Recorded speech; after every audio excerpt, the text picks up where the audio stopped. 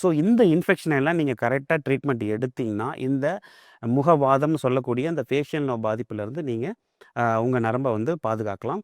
இது கூடவே நான் ஏற்கனவே சொல்லக்கூடிய அயட்ரோஜெனிக் காஸ், அயட்ரோஜெனிக்னா நாமளே உருவாக்குறது. குறிப்பாக சில நேரங்கள் வந்து இப்போ நாங்கள் மருத்துவர்கள் வந்து சர்ஜரி பண்ணும்போது பார்த்தீங்கன்னா, இந்த மூளையில் அதாவது வெளிப்பக்கத்தில் சிபி ஆங்கிள் டியூமர் அப்படிங்கிற ஒரு கட்டி இருக்கும்.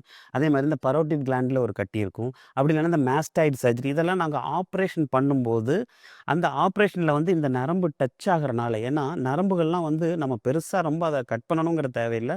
டச் பண்ணாவே அந்த நரம்பு வந்து சில நேரங்கள் வந்து வேலை செய்யாது.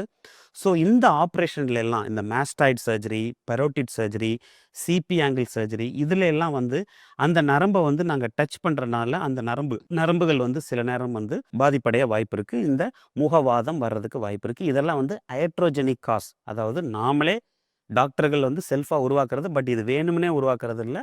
இது எதேச்சியாக அந்த நரம்பை தொடரனால வரக்கூடிய சில பிரச்சனைகள்.